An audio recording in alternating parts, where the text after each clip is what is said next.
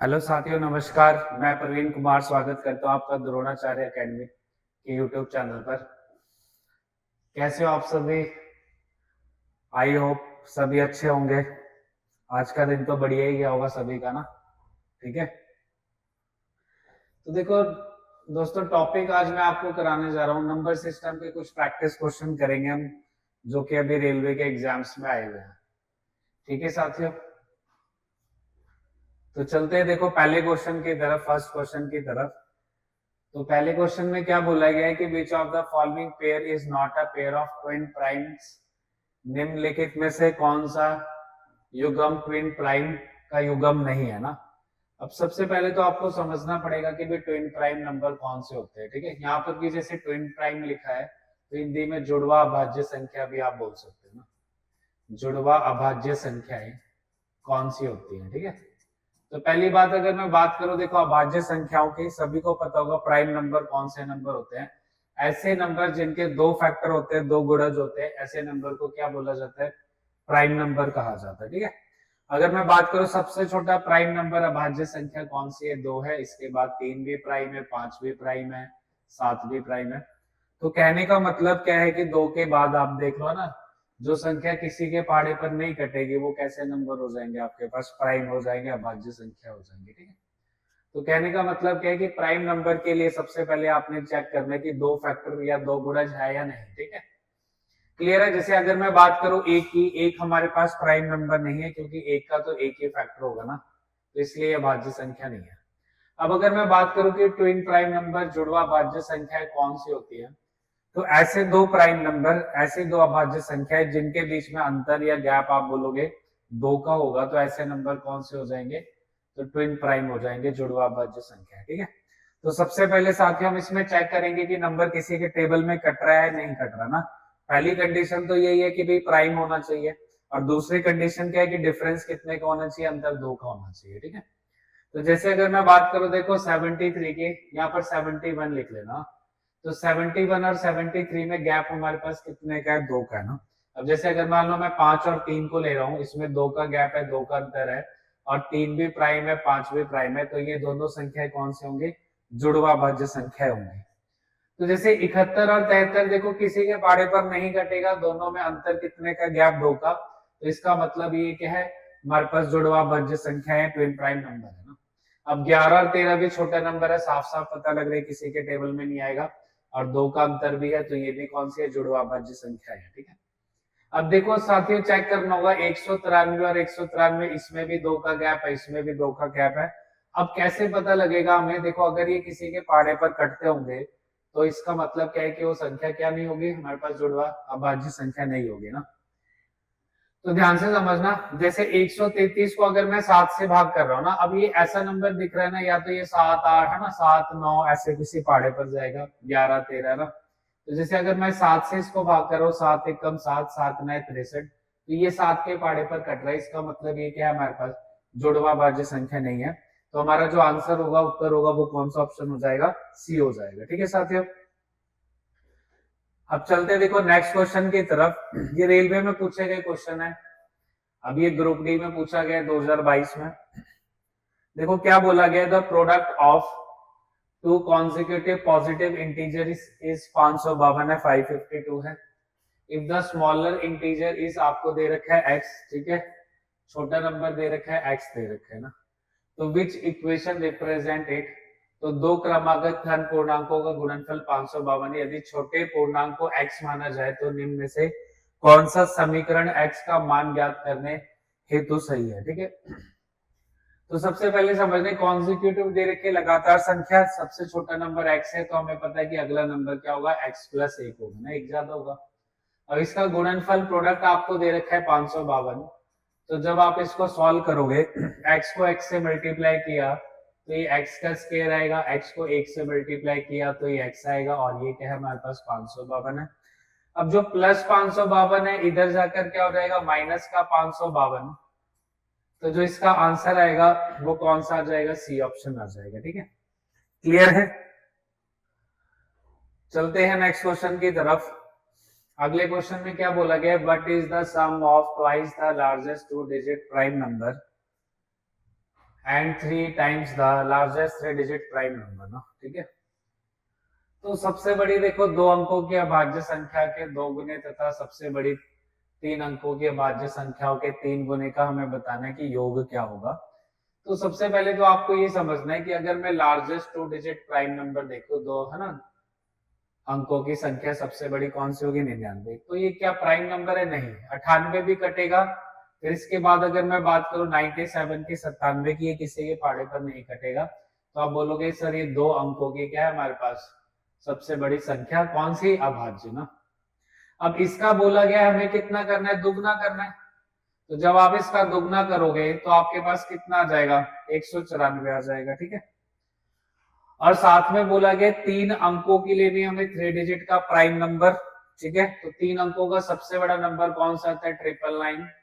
3 बार 9 आप लिखोगे, ये कटेगा 3 के पहाड़े पर। 998 भी कटेगा 3 के पहाड़े पर। तो आप बोलोगे सर 997 जो है ना, ये 3 अंकों की सबसे बड़ी संख्या होगी ना, ठीक है। अब इसका बोला गया हमें क्या लेना है? 3 गुना लेके चलना है। कितना लेके चलना है? 3 गुना लेके चलना है। तो जब आप इसको सॉल्व करोगे ना, ठीक है, तो जब इसको सॉल्व करोगे आपके पास मल्टीप्लाई किया इसको और इसमें ऐड करना पड़ेगा 194, तो आपका उत्तर जो आएगा वो कितना आ जाएगा जोड़ने के बाद?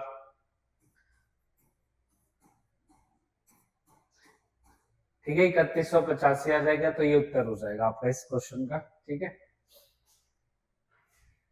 चलते हैं नेक्स्ट क्वेश्चन की तरफ। क्या बोला गया? Number when divided by 234 leaves the remainder 36, तो what will be the remainder when divided by 13, ठीक है। तो जो ये टाइप है ना बहुत ज्यादा इंपॉर्टेंट है ना, तो ये आप कोई भी एग्जाम उठा के देख लो, कभी ना कभी उसमें ये टाइप आपको जरूर मिलेगी ना, ठीक है। कि कोई संख्या 234 से भाग देने पर 36 शेष बचता है, 13 से भाग देने पर क्या शेष बचेगा, ठीक है। तो पहले चाहो तो मैं आपको इसका डिटेल भी बता देता हूँ, ठीक है, फिर हम समझेंगे डायरेक्ट शॉर्टकट। तो जैसे बोला गया कि किसी संख्या को 234 से भाग किया गया और शेषफल जो रिमाइंडर है 36 बचता है ना, तो यहाँ पर जो क्वेश्चन आएगा भागफल, इसको हम x मान के चलते हैं। तो इसको 234 को जब आप x से मल्टीप्लाई करोगे तो 234x इधर आ जाएगी वैल्यू ना। अब जब मैं इसमें 36 जोड़ूंगा 234x में, जब आप 36 जोड़ोगे तो आपके पास नंबर आ जाएगा, संख्या आ जाएगी ना। अब बोला गया इसको किससे भाग करना है? 13 से डिवाइड करना है। तो जब आप 234 को 13 से डिवाइड करोगे ना, 13 एकम 13, 13 ठे 104, तो ये आपके पास रिमाइंडर कितना आ जाएगा? 0। तो कहने का मतलब क्या है कि ये जो वैल्यू हमने लिखी है ना x के फॉर्म में, इसका रोल हमेशा खत्म होना ही होना है जब भी ये टाइप आएगी। तो हम क्या कर सकते हैं? नंबर की जगह डायरेक्ट आप प्रीवियस रिमाइंडर लिख लो, उससे भी डायरेक्ट आपका आंसर आ जाएगा। तो इसका जब रोल ही खत्म है तो देखना सिर्फ किसको, हमने 36 को ना। तो इसका डायरेक्ट शॉर्टकट क्या है? 36 को आप किससे डिवाइड कर दोगे? 13 से, ठीक है। अब 0 इंटू एक्स क्या हो जाएगा आपके पास? 0। देखो ये काटा नहीं है मैंने 13 ना, तो ध्यान रख लेना, काट दिया वैसे लिख दिया मैंने, बट इसका मतलब क्या? रिमाइंडर 0 है। आप 36 को 13 से आपको क्या करना है? डिवाइड करना है। तो जब आप 36 को 13 से डिवाइड करोगे तो आपके पास जो रिमाइंडर आ जाएगा, देखो 13 दूनी 26, तो रिमाइंडर कितना आ जाएगा? 10 आ जाएगा, ठीक है। क्लियर है? तो ये सब कुछ करने की जरूरत नहीं है अब आपको, ठीक है। तो डायरेक्ट मैंने बताया कि आपको प्रीवियस रिमाइंडर देखना है। पिछले वाला जो रिमाइंडर है शेषफल, वो कितना दे रखा है आपको? 36। अब हम 36 को सीधा किससे भाग करेंगे? डिवाइड 13 से। 13 दूनी 26, तो बचेगा कितना आपके पास? 10 बच जाएगा, ठीक है। क्लियर है? अगर ऐसा कहा जाता ना कि भाई 2 टाइम्स द नंबर, संख्या के दुगने को भाग किया जाए, तो सीधा सीधा आप डबल जो लेते 36 का ही ले लेते ना, और उसको किससे डिवाइड कर देते? 13 से। तो बहुत इंपॉर्टेंट टाइप है, ठीक है। जिन्होंने कभी एग्जाम दिए हैं पहले है ना, तो उन्होंने कभी ना कभी देखी होगी ये टाइप ना। देखो नेक्स्ट क्वेश्चन में क्या है? when 19 की पावर 300 is divided by 20 तो फाइंड द रिमाइंडर। तो जैसे 19 की पावर 300 दे रखी है ना, आंसर थोड़ी ना पेपर में पूछा जाएगा ऐसे क्वेश्चन में, ठीक है। क्या पूछा जाएगा आपसे? रिमाइंडर पूछा जा सकता है ना आपसे, यूनिट डिजिट पूछी जा सकती है, चीजें पूछी जा सकती है। तो सिंपल सी बात है, 19 की पावर 300, कोई 19 को थोड़ी ना 300 बार मल्टीप्लाई करने बैठेगा। तो इसमें देखो हम रिमाइंडर थ्योरम का यूज करेंगे ना। तो इस क्वेश्चन का मतलब क्या है कि 19 इंटू 19 इंटू 19 हमें मल्टीप्लाई करते जाना है, 300 बार मल्टीप्लाई करना है। क्लियर है? अब इसको किससे डिवाइड करना है? 20 से हमें डिवाइड करना है, ठीक है। तो रिमाइंडर थ्योरम होती है, उसमें देखो एक प्रॉपर्टीज होती है मल्टीप्लिकेटिव की ना। तो क्वेश्चन में जब हम सॉल्व करते हैं ना क्वेश्चन को, तो नेगेटिव रिमाइंडर पॉजिटिव रिमाइंडर दोनों का इस्तेमाल इसमें करना होता है, ठीक है। तो जैसे 19 को जब मैं 20 से डिवाइड करूंगा तो रिमाइंडर आपके पास माइनस का 1 आएगा ना। समझ में आ गया? फिर से कितना आएगा? माइनस का 1, फिर से कितना आएगा? माइनस का 1। तो माइनस 1 आपको पता है 300 बार मल्टीप्लाई करोगे तो आपके पास क्या बन जाएगा? प्लस का 1 बन जाएगा। तो इसका जो आंसर आएगा वो कितना आ जाएगा? 1 आ जाएगा, ठीक है। अब देखो इसमें ऐसा होता है कि अगर मान लो है ना आपका -1 ही आता है ना, 300 टाइम्स ये जगह 299 टाइम्स दिया जाता, तो जो आपका लास्ट में रिमाइंडर बचता है वो -1 बचता ना। तो अब देखो कि कैलकुलेशन में मैंने बताया कि भी नेगेटिव रिमाइंडर लेके आ सकते हो आप, बट लास्ट में उसको पॉजिटिव में चेंज करना पड़ेगा ना, क्योंकि रियल लाइफ में थोड़ी ना नेगेटिव रिमाइंडर में बचता है ना। अब पार्टी कर रहे हो, मान लो ना केक वेक खिलाया, तो कभी सुना है केक नेगेटिव में बच गया या समोसे नेगेटिव में बच गया? ऐसा तो पॉसिबल ही नहीं है ना। तो नेगेटिव रिमाइंडर को हमें किस में चेंज करना पड़ेगा? पॉजिटिव में। और पॉजिटिव में चेंज करने का तरीका क्या है कि जिस नंबर से आप डिवाइड कर रहे हो ना उसमें से नेगेटिव वैल्यू को सब्ट्रैक्ट कर दो। तो जैसे 20 में से जब मैं 1 को सब्ट्रैक्ट करूंगा तो पॉजिटिव रिमाइंडर जो आएगा वो कितना आ जाएगा? 19 आ जाएगा, ठीक है। अब मान लो कोई वैल्यू x है, इसको मैंने डिवाइड किया 15 से, मैं पूछूं नेगेटिव रिमाइंडर 7 आ रहा है, तो पूछूं पॉजिटिव रिमाइंडर कितना आएगा, तो 15 में से 7 गया तो कितना आ जाता? 8 आ जाता, ठीक है। तो ये मेथड है नेगेटिव रिमाइंडर को पॉजिटिव में चेंज करने का। इसकी जरूरत कब पड़ेगी? जब नेगेटिव रिमाइंडर हम लेके आ रहे हैं और उसको लास्ट में किसमें चेंज करना हमने? पॉजिटिव में ना, ठीक है। तो ध्यान रखना इस क्वेश्चन का आंसर जो आएगा वो हमारे पास कितना आ जाएगा? 1 आ जाएगा, ठीक है।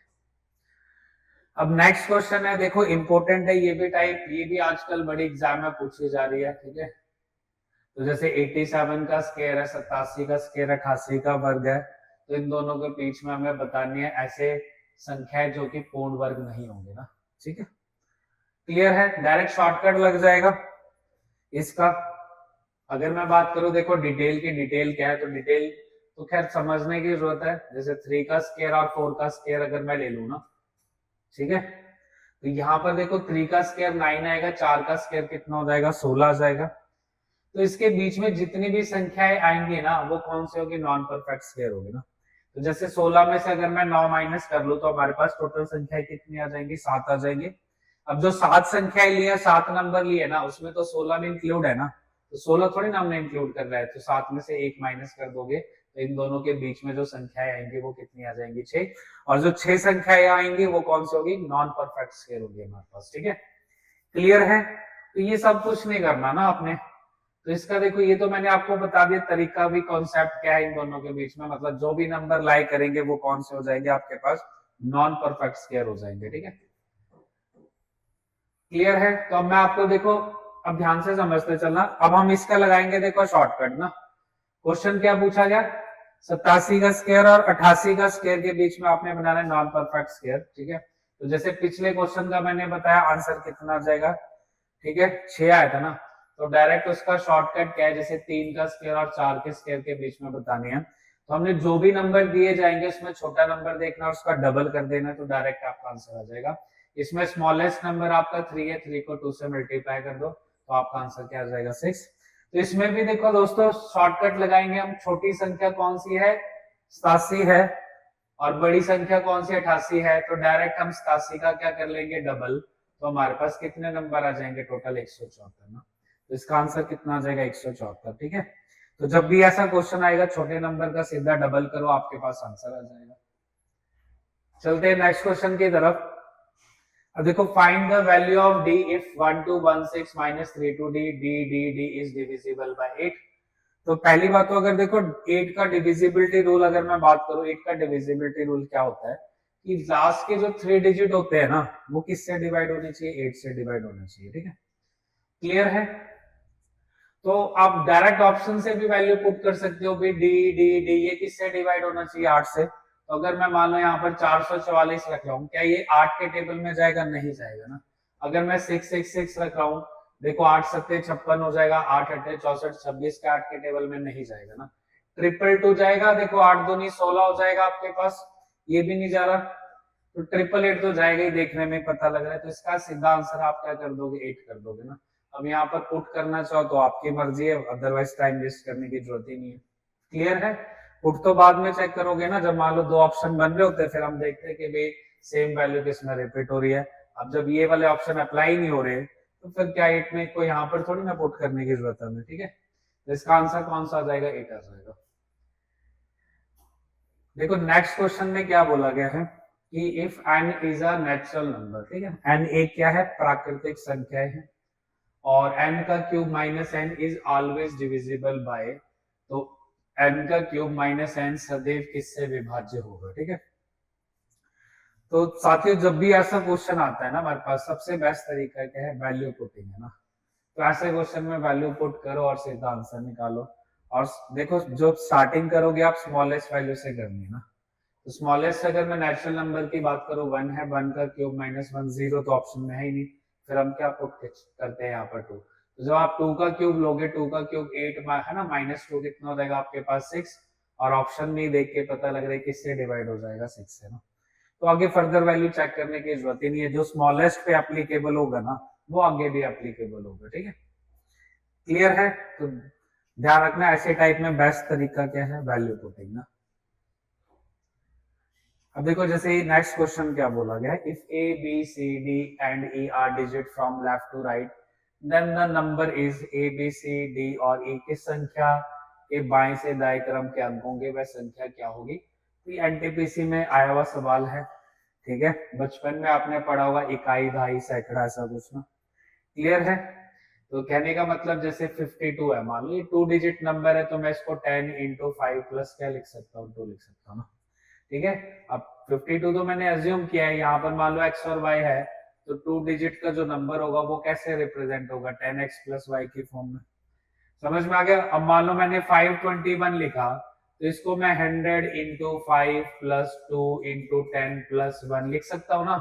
अब ये जैसे x y z हम एज्यूम कर ले, तो ये 100 इंटू एक्स प्लस, ठीक है, y इंटू 10 प्लस क्या हो जाएगा आपके पास? 1 हो जाएगा। तो अब इस ऐसे क्वेश्चन में करना क्या है कि जो यूनिट डिजिट है वो तो हमारे पास एज इट इज आ जाएगी ना, फिर अगले वाली 10 से मल्टीप्लाई, अगले वाली 100 से, अगले वाली 1000 से, अगले वाली 10,000 से। तो अब देखो ऑप्शन कौन सा बन रहा है। अब देखो unit digit as it is इसमें भी है, इसमें भी है, इसमें भी है, और नेक्स्ट वाली मैंने बताई किससे मल्टीप्लाई होनी चाहिए? 10 से, ठीक है। तो इसमें देखो बी ऑप्शन में ही 10 से मल्टीप्लाई हो रही है। आगे तो आपको खैर चेक करने की जरूरत नहीं है। फर्दर चेक करना चाहो तो देखो ये 100 से मल्टीप्लाई, ये 1000 से, है ना। 1000 का मतलब है 10 का क्यूब, और ये किससे मल्टीप्लाई हो रहा है? 10,000 से ना। इसका जो आंसर आएगा कौन सा आ जाएगा? बी ऑप्शन आ जाएगा, ठीक है। देखो नेक्स्ट क्वेश्चन क्या है कि if p is a prime number दे रखा है ना, और p किसको डिवाइड करता है? क्यू स्क्वायर को। और आगे पूछा p will not necessary divide ना, p किसको डिवाइड नहीं करेगा ना। सो देखते चलना। अब मैंने क्या बताया, ऐसा जब भी क्वेश्चन है बेस्ट क्या है? Value putting. कंडीशन के हिसाब से कोई भी वैल्यू आप ले सकते हो, जैसे p प्राइम नंबर है और p किसको डिवाइड कर रहा है? क्यू स्क्वायर को ना। तो स्मॉलेस्ट ले लो चाहे, तो p प्राइम नंबर अगर आपने लेना है तो स्मॉलेस्ट क्या वैल्यू हो जाएगी? 2 हो जाएगी ना। तो q डिवाइड होना चाहिए, तो चाहे तो q को भी आप 2 2 ले लो, क्योंकि q के लिए थोड़ी ना कोई भी कंडीशन है। आप 2 2 ले लो, 4 4 ले लो, जो भी 2 से डिवाइड हो रहा है आपकी मर्जी है। अब इसमें वैल्यू पुट कर लेते हैं। अब जैसे 3 2 जा कितना हो जाएगा? 6, 6 तो 2 से डिवाइड होगा ना। क्लियर है? अब जैसे q प्लस 1 लेना है, तो 2 प्लस 1 क्या 3 से, है ना। 3 जो है 2 से डिवाइड होगा? नहीं होगा ना, तो हमारा आंसर कौन सा हो जाएगा? भी क्लियर है? फर्दर चेक करना चाहो आपकी मर्जी है, अदरवाइज लोड नहीं है, क्योंकि जब एक है ना, सिंपल सी बात है, 4 ऑप्शन में से एक ही तो आंसर ठीक होता है हमारा ना, ठीक है। देखो अब नेक्स्ट क्वेश्चन पर चलते हैं।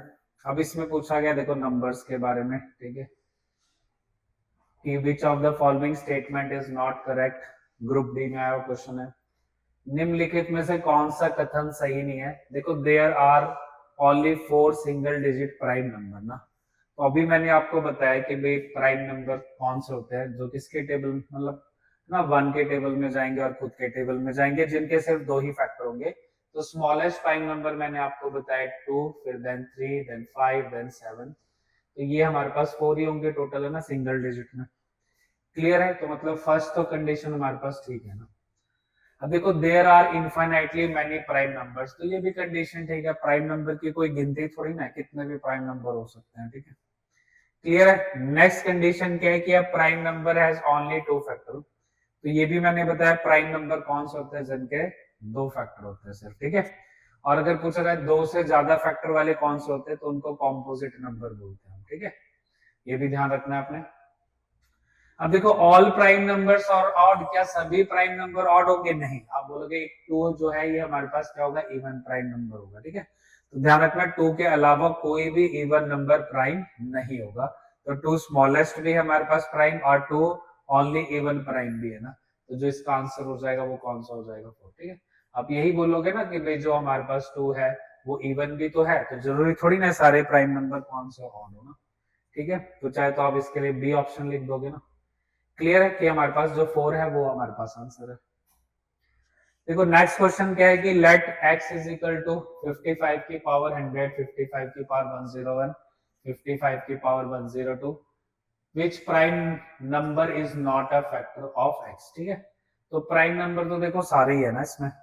अब इसको देखो सॉल्व करने का तरीका क्या है कि हम कॉमन लेंगे ना, जैसे 55 की पावर आप ले लो, 100 कॉमन ले लोगे, तो ब्रैकेट में 1 आएगा, देन 55 की पावर 1 आएगा, देन 55 की पावर आपके पास क्या आ जाएगा 2।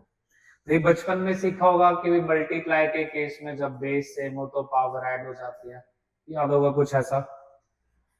तो अब इसको सॉल्व करोगे, जब आप 55 की पावर 100 मल्टीप्लाई में इसको सॉल्व करोगे, तो जैसे 55 का स्क्वायर आ जाएगा आपके पास 3025, देन 55 ऐड किया इसमें, देन 1 ऐड किया, तो जब आप इसको सॉल्व करोगे तो 3081 आ जाएगा ना। अब देखना है कि भी ये किससे डिवाइड, ठीक है, नहीं होगा, तो सिंपल सी बात है 11 से तो डिवाइड होगा 55। अब इसका सम ऑफ डिजिट ले तो 3 से भी डिवाइड हो रहा है ना, तो जो इसका आंसर होगा या तो 71 होगा या 79 होगा ना। अब चाहे तो आप डिवाइड करके देख लो 71 से, तो 71 3 से जब आप लोगे, क्लियर है, तो इसको सब्ट्रैक्ट किया आपके पास ये 5 आ जाएगा और ये 0 आ जाएगी ना आपके पास, और ये कितना आ जाएगा आपके पास, क्लियर है, सॉरी 9 में से 1 गए 8 आ गया ना आपके पास। तो जैसे ये आपके पास कितना आ जाएगा 85 और यहाँ पर क्या आ जाएगा 1, तो सिंपल सी बात है, अब इसको डिवाइड करते हैं 71 1 से 71, तो क्या ये डिवाइड हो रहा है 71 से? नहीं हो रहा, तो मतलब ये भी नहीं होगा, ये भी नहीं होगा, ये भी नहीं होगा, तो इसका आंसर कौन सा हो जाएगा 79, ठीक है, क्लियर है। चलते हैं नेक्स्ट क्वेश्चन की तरफ। देखो which one of the following is not correct, one is neither prime nor composite, है ना। तो अभी मैंने आपको बताया प्राइम नंबर कौन से होते हैं जिनके सिर्फ 2 फैक्टर होते हैं, कॉम्पोजिट कौन से होते हैं जिनके 2 से ज्यादा फैक्टर होते हैं। तो 1 का तो सिर्फ एक ही फैक्टर होगा ना, तो सिंपल सी बात है 1 ना तो प्राइम में काउंट होगा ना ही कॉम्पोजिट में काउंट होगा, तो ये तो ठीक है। अब 0 देखो पॉजिटिव इंटीजर देखो और नेगेटिव इंटीजर, तो आपने पढ़ा हुआ, देखो पॉजिटिव इंटीजर की अगर मैं बात करूँ ना, धनात्मक की, ठीक है, तो पॉजिटिव इंटीजर में 1 2 3 4 5 ये आप वैल्यू लोगे, मतलब पॉइंट वाली नहीं लेनी। नेगेटिव में अगर मैं बात करूं तो -1 -2 -3 ये सारी वैल्यूज कौन से नेगेटिव इंटीजर है, ऋणात्मक है, ठीक है। तो 0 ध्यान रख लेना, 0 जो है ना तो पॉजिटिव में काउंट होता है ना नेगेटिव में काउंट होता है, 0 किस में काउंट होता है, इंटीजर में काउंट होता है, तो ये भी ठीक है हमारे पास, ठीक है, क्लियर है। तो ध्यान रख लेना 0 इज नाइदर अ पॉजिटिव और नॉट नेगेटिव इंटीजर ना। अब नेक्स्ट है देखो, if P into Q is even है, then P and Q are always even, तो सिंपल सी बात है P और Q का जो प्रोडक्ट है वो इवन है, तो P और Q ऑलवेज इवन, क्या ये कंफर्मेशन मतलब सही है? नहीं ना, मतलब जो भी इंफॉर्मेशन दे रखी है आपको क्या सही है? नहीं, क्योंकि आप इवन देखो, जब मैं इवन को ऑड से मल्टीप्लाई करूंगा तो भी हमारे पास जो 6 आएगा ये रिजल्ट कौन सा इवन है ना, तो जरूरी थोड़ी ना P और Q इवन हो, तो एक वैल्यू इवन एक वैल्यू ऑड तो होगी ना, तो हमारे पास आंसर कौन सा आ जाएगा इसके लिए? सी, क्लियर है। आगे तो जरूरत ही नहीं है, जब आंसर आ गया। वैसे तो अब इरेशनल नंबर भी समझना चाहो तो समझ लेना, इरेशनल नंबर वो होते हैं जिनको हम फ्रैक्शन की फॉर्म में नहीं लिख सकते, तो जब आप √2 को सॉल्व करोगे ना तो 1 पॉइंट समथिंग समथिंग आएगा, तो क्या फ्रैक्शन में लिख सकते हो? नहीं, तो √2 क्या हमारे पास इरेशनल नंबर है। नेक्स्ट है देखो, जैसे क्वेश्चन है 4 की पावर 31, देन 4 की पावर 32, देन 4 की पावर 33, देन 4 की पावर 34। तो ये करेक्शन कर लेना, ठीक है, टाइपिंग मिस्टेक है ये। अब देखो अब इसको कैसे सॉल्व करेंगे, जैसे अभी मैंने बताया था 4 की पावर 31 कॉमन लोगे ना, अभी 55 वाला क्वेश्चन हमने किया था। तो ये 1 आएगा हमारे पास, देन 4 आएगा, देन 4 का स्क्वायर ले लेते हैं 16, देन 4 का क्यूब आप लोगे तो 64 आ जाएगा। जब इसको आप ऐड करोगे तो आपके पास क्या आ जाएगा, 85 है ना।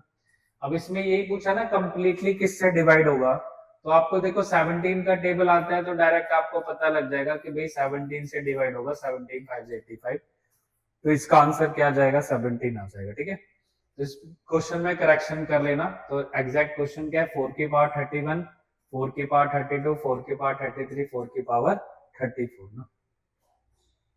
देखो नेक्स्ट क्वेश्चन क्या है, the value of the expression. अब इसको सॉल्व करना है, देखो सिंपल टाइप है, इसको सॉल्व करते 3 1 जा 3 + 1 कितना आ जाएगा आपके पास, 4/3, देन आपके पास 5 बाई कितना आ जाएगा, 4 आ जाएगा, फिर आपके पास 6/5 आ जाएगी। इस पैटर्न चलेगा इसमें ना, देन n-1 + 1 आपके पास n-1 आ जाएगा, ठीक है। अब एक चीज समझनी है, यहाँ पर देखो 4 से 4 कैंसिल हो रहा है, 5 से 5 कैंसिल हो रहा है, आज से 6 से 6 कैंसिल होगा, ठीक है। और यहाँ पर 1 में से 1 गया तो यहाँ पर 0 आ जाएगा ना, अकेला n बचेगा, ठीक है। अब स्टार्टिंग में तो हमें बच रहा है डिनोमिनेटर हमारे पास ना, तो एंड में क्या बचेगा, न्यूमरेटर बचेगा ना। तो ऐसे जब भी सीरीज का क्वेश्चन आएगा तो फर्स्ट और लास्ट में है ना अपोजिट रिलेशन होगा। जैसे स्टार्टिंग में हमारे पास डिनोमिनेटर बच रहा है तो एंड में क्या बचेगा, न्यूमरेटर। तो जो इसका आंसर आ जाएगा वो कितना आ जाएगा, n/3 आ जाएगा, ठीक है। देखो नेक्स्ट क्वेश्चन क्या है, by adding 2 to the numerator of a fraction, मतलब न्यूमरेटर में कितना जोड़ना है, हमने 2 जोड़ना है, डिनोमिनेटर में 5 जोड़ना है, तो रिजल्टिंग फ्रैक्शन किसके बराबर आनी चाहिए, 1/2 के। इसके अलावा अगर बोला न्यूमरेटर में से 2 सब्ट्रैक्ट कर दो और डिनोमिनेटर है ना, डिनोमिनेटर में से, अच्छा दोनों में से बोला है 2 सब्ट्रैक्ट करने को, तो इसके बाद जो फ्रैक्शन आएगी बिन वो कितना होना चाहिए, 1/3।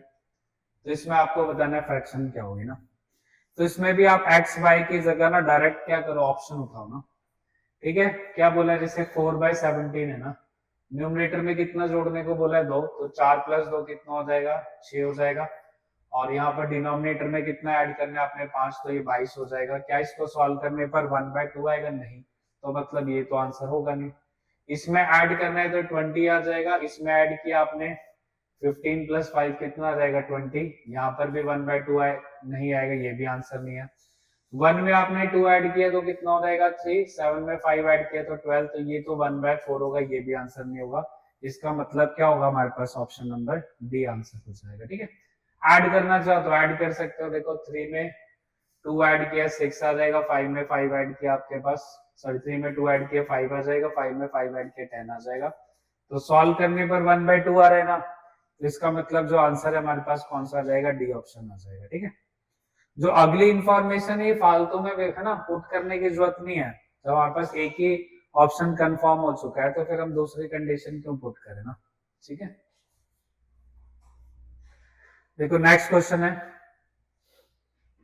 देखो 1 - 1/37, ठीक है। चाहे तो वीडियो को पॉज करके आप है ना पहले क्वेश्चन ट्राई करो, फिर सॉल्यूशन देखो ना, इस तरह से आप प्रैक्टिस करना, ठीक है। अब इसमें क्या है, 1 - 1/37, 1 - 2/37, ये चलते जा रहे कहां तक आ रहे, 50 तक आ रहे हैं।